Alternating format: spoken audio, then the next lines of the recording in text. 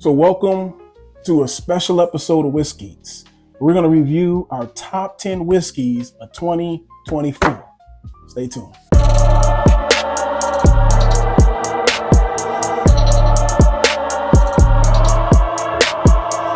All right, so like we mentioned, in 2024, I was able to come upon some nice, delicious sips. Now, I wasn't able to get a lot of heavily allocated whiskeys. Like, I wasn't able to get the Russell's 15 and your Old Granddad 16 and some other stuff, George T. Stagg and William LaRue.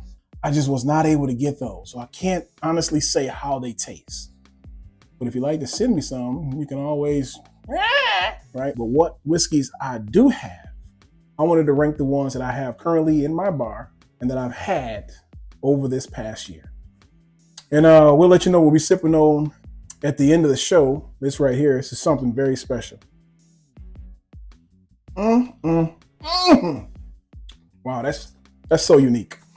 But anyway, in no particular order, we're going to give you our top 10 whiskeys of the year. So I'm just going to reach out and grab one. In no particular order. And we'll tell you why at the end of the video, why it's in no particular order. So stay to the end and you'll see why. So this is one of the best pours I had all this year. It's Russell's Pick from Superfine in Canton, Michigan. It is a 9-year whiskey. It is this TYK. Now, usually Camp Nelson, everybody swears it by, but this TYK is phenomenal.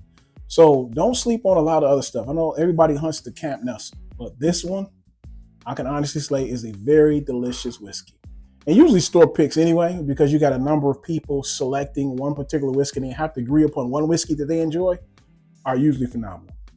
So we're going to put that one in here. Now, this is one of our top 10 whiskeys of the year. And we go right along here. Let's just go. I don't want to drop a bottle, so maybe I will look down. Now, this one, this rye whiskey, single barrel rye from Jack Daniels, is one of my top whiskeys this year. This is absolutely phenomenal. This stuff is incredible. If you ever come across it, sometimes they have store picks of these. Of course, store picks are going to be probably usually a little bit better because you have several tasters that are tasting one particular whiskey and they have to agree upon one. But any one you can grab are usually generally phenomenal. This is a banana bomb. It has a lot of brown sugar notes, caramel, banana, and it is truly phenomenal. You're going to get those orange peels and orange slice in there because it's a high rye. It is a rye, not a high rye. It is a rye whiskey. And so this was absolutely phenomenal. So it made it into my top 10 list of 2024. All right, moving on down. I got to look down because I was going to drop a bottle. We're just going to grab one here. Now, for me, the Elijah Craig B524 was the one that took the cake this year. The C924 was delicious too as well. I did a review on that, and I was going to do one of the C924 and the C924 and the B24, but I didn't have the A, so I couldn't do the 3. I only had the 2 of these whiskeys. And so, but between the 2 of them, I enjoyed this one most. As you can see, I pretty much nipped it down. This is 130 proof. It's 11 years and 2 months. This is a phenomenal whiskey, and it made my top 10 of the year this year. So as you can see, a lot of this stuff you can get at the stores, and you would be thoroughly impressed too as well. And so my next one that I bought this year, and it came out this year, is this particular Hiiki.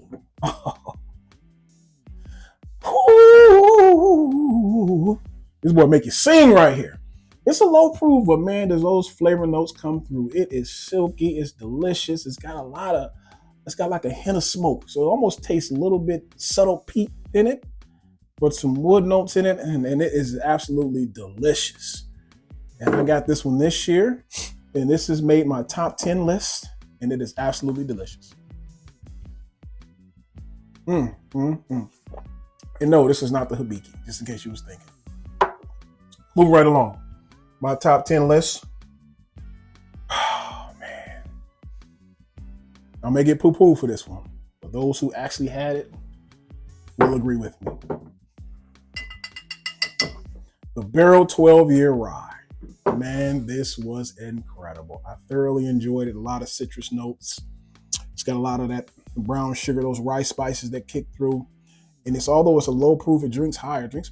It tends to drink about maybe 105 to me. It drinks a little hotter than it actually is. And it's just really rich, and you taste those brown sugar notes in there, and has the age to it, 12 years. estimated to have 17-year-old whiskey in it. I'm telling you, if you see it, grab it. If not, you're missing out. This is truly a Rise Rye. And it's getting sweeter as I go down too as well. All right, so that is number 5. Not in no particular order, but we're gonna go to our last 5.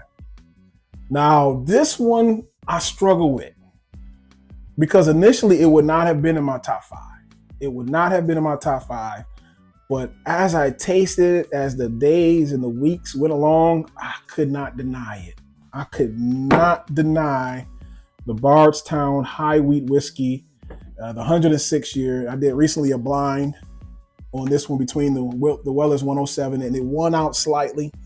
It didn't kill it, but it did win out that day. You know, the Weller's is still a phenomenal pour, and I think on a different day, the Weller's would probably win. But that day, this one just had some real sweet notes. And I'll say with this one, initially, it may not be as good as if you wait 2 weeks. This is one of those whiskeys, when it opened up, you're like, whoa, okay, I see you. I see you. This is delicious. Made it into my top 10 list.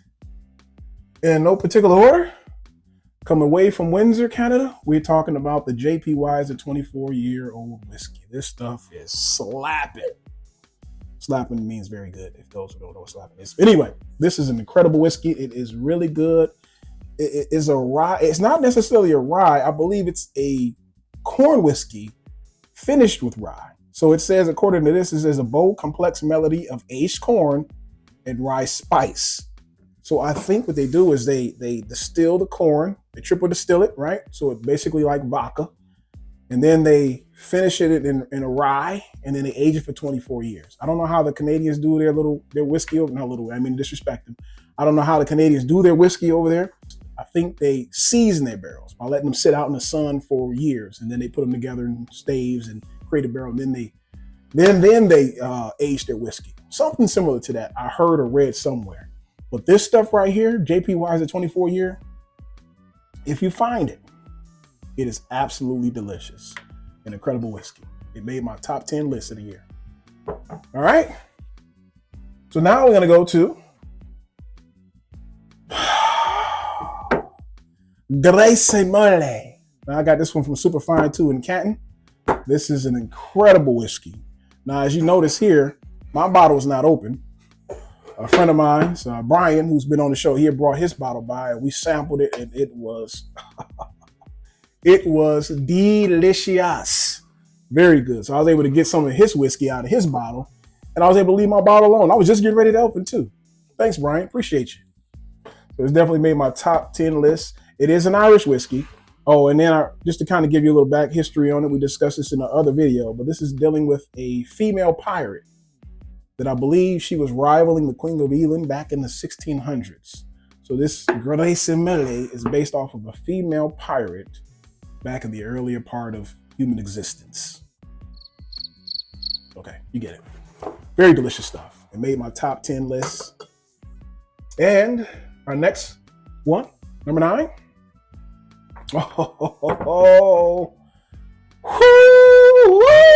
Man. Now we're talking about a top tier rye. This stuff is absolutely incredible. This is one of the best ryes I've ever had. I'm not going to give it away, but this is one of the best ryes I've ever had. It is truly some good stuff. It drinks more like a bourbon because of the sweeter notes, but it has those rye spices and those orange slices and those orange peels and all of that beautiful stuff that you get in the rye. But it just curves very well. It just, whoever blended this one, the master distiller at MIERS, they did a phenomenal job. Keep up the great work. This is the best rye I had this year, 2023. I think it came out last year, but I got it this year. Came out like November of last year, and I think okay. Anyway, you get the point. All right, so our last whiskey, make sure that's 10. 1, 2, 7, 8, 9. And our last whiskey, in no particular order, we also got a Superfine. And this is the Four Roses. This one is the QBSQ. Oh man, I did a review on this one too as well. And this one is absolutely incredible. This stuff was slapping. This is probably one of the best whiskeys I've ever had. One of the best bourbons I've ever had this year. It is incredible. That's why I made my top 10 list. It does drink like a rye. It has some rye spices in there because I believe it is a high rye mash bill. I believe that QBSQ is a high rye mash bill, which is a particular recipe for all these 4 rows of single barrel picks. And this one in particular is a 59.4% alcohol. And boy, is it jammy. It is incredible. It is a delicious sip. And this is my top 10 list of the 2024 whiskey list. Now, the reason why I didn't tell you which particular order, because next week, we're going to have our first official Whiskey of the Year awards. And a lot of these whiskeys are in it. So this is my top 10 list of whiskeys. We're going to have a whiskey awards next week. So make sure you tune in next week to find out which whiskey lands the highest, which rye lands the highest, which bourbon lands the highest. And we also have a budget whiskey that we don't have up here, which lands the highest of the 2024. And wanted to let you know what we're sipping on right now. This incredible stuff. This is a very, very unique, different. This is not for your average palate. This is for a experienced palate. It is truly incredible. And it is none other than